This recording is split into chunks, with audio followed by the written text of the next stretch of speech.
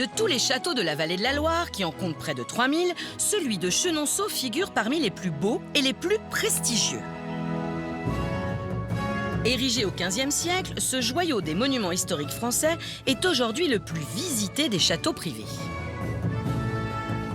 Pénétrés dans ce lieu unique, les visiteurs ont intérêt à montrer patte blanche. Voici Noisette, le chat de garde du château. Noisette, il est arrivé au château en 2012. Nous l'avons trouvé en face de la crêperie et on s'est aperçu que c'était un petit chaton. Donc on lui a donné un peu d'eau et depuis il est avec nous. Et c'est Noisette, c'est le châtelain du domaine. Que rêver de mieux pour un chat que de devenir châtelain? Avec un domaine de plus de 120 hectares, de forêts et de jardins, et des appartements privés dans lesquels il ne va jamais. Noisette n'a jamais mis une patte dans le château. Noisette, bonjour.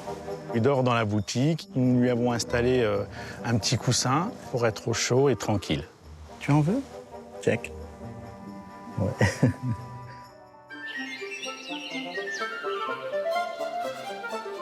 Il a son territoire, il a son secteur. C'est au niveau de la grille, de la billetterie, de la passerelle, son coin, là où il monte la garde.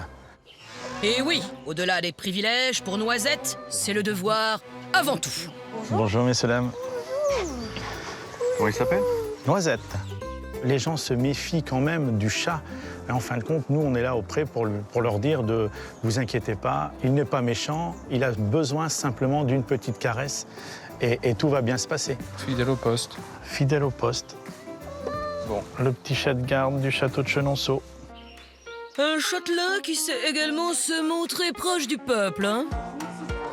Noisette, look at me. Une qualité qui lui permet de rayonner dans le monde entier. Il est énormément pris en photo.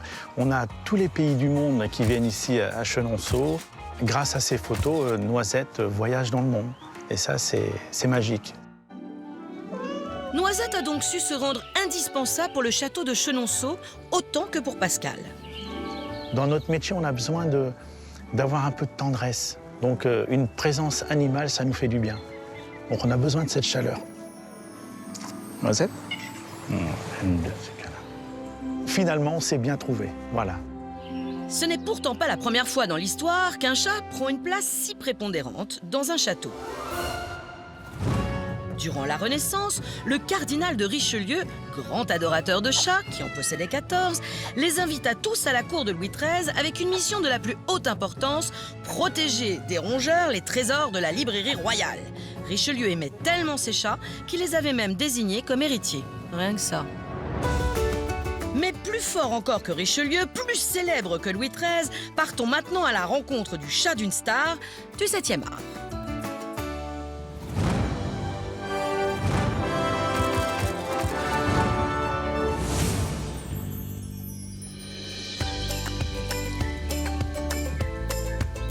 Nous voici en Mayenne. C'est dans ce cadre bucolique que réside une des grandes dames du cinéma, Mylène de Mongeau.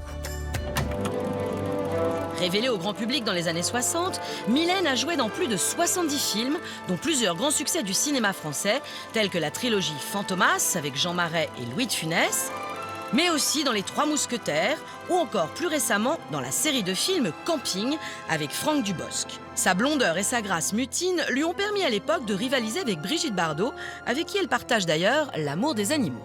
C'est vrai que moi j'aime tous les animaux de la Terre. Si on fait attention aux animaux, on fait attention à la planète. Il y a les animaux, il y a nous, il y a les plantes, il y a la Terre, il y a tout, ça forme un tout.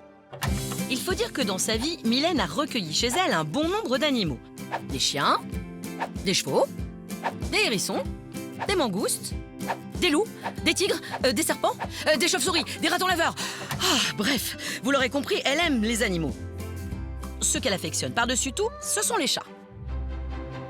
Qu'est-ce que tu fais, hein? Oui. Les chats, c'est terriblement important pour moi, ça fait partie de ma vie, ce sont mes compagnons. J'ai besoin de leur présence, j'ai besoin de leur chaleur. Avec eux, j'ai pas eu besoin, pas la nécessité d'avoir un monsieur dans mon lit quand j'en avais pas envie. Et des chats, Mylène en a beaucoup. On va faire un petit inventaire des chats, hein? Alors, on va commencer par la plus âgée, qui est Doudou, la short-hair, la maman. Après Doudou, il y a Dora, qui était là. Il y a Fifi, ça fait 3. Stella, ça fait 4. Gaston, 5. Philou, qu'on a vu tout à l'heure, 6. Qui y a encore? Marty. Paco, qui vient d'arriver, ça fait 8. Qui nous manque? Ouh. Oh, mais bien sûr, on est en train d'oublier la plus coquine, la plus jolie, la plus mignonne, qui est la petite mouche. Voilà, 9, le compte est bon. Et qu'on en ait 2 ou 10, les chats, c'est comme les enfants. Il y en a toujours un qu'on aime un peu plus que les autres, même si on a un peu honte de le dire. Mais oui, tu es là, ma fille. C'est vrai que j'ai une petite préférence pour Doudou. Elle est magnifique. D'abord parce que c'est la première que je suis allée chercher et que je la trouve infiniment belle. Je trouve qu'elle me ressemble un peu parce qu'elle a le nez écrasé comme moi. Oh ben oui. Oh ben oui. C'est bon, ça. Et puis c'est une des rares que j'emmène très très souvent avec moi. Bon, hein? Je me souviens l'avoir emmenée pendant le tournage de camping où elle a élevé ses bébés. Donc comme le tournage était long, on a eu des bébés qui sont passés de 1 jour à 2 mois. Malheureusement, Mylène ne peut pas toujours l'emmener avec elle lorsqu'elle part tourner ses films.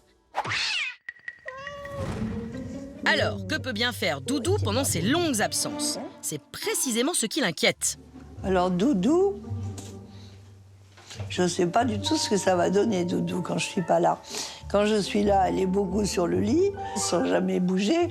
Quand je ne suis pas là, je me demande ce qu'elle fait. Vraiment, je me demande ce qu'elle fait. J'ai aucune idée.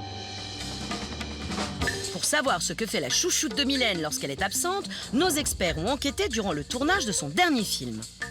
Et ce qu'ils ont découvert est pour le moins rocambolesque. Mais avant de faire part à Mylène de nos révélations, c'est l'heure de la question à 1000 croquettes. D'après vous, entre le chat et l'homme, qui est le plus fort? Bon, alors déjà le chat dort environ 16 heures par jour, soit les 2/3 de son temps. On peut dire qu'il a tout compris. Un point pour lui. Le squelette du chat est composé de 250 os, soit 44 de plus que nous. Rien que dans sa queue, il peut en avoir jusqu'à 23, alors que l'homme, lui, n'en a pas. Ses muscles lui permettent de bondir à une hauteur 6 fois supérieure à sa taille. C'est sans comparaison, donc, encore un point pour le chat. Parlant de muscles, chaque oreille humaine en compte 6, alors que celles des chats en ont 32. Pour ça qu'ils entendent tout. Passons à l'odorat. On estime que celui du chat est 50 à 60 fois supérieur au nôtre, avec plus de 200 millions de terminaux olfactifs contre 5 millions seulement pour les êtres humains. Le goût, en revanche, contrairement aux idées reçues, est nettement moins affiné que le nôtre. Le chat ne détecte quasiment pas les saveurs sucrées, qui n'ont donc aucun intérêt pour lui, si ce n'est de le faire grossir. Un point pour nous. Bilan des courses? Ouais, c'est une victoire écrasante des chats.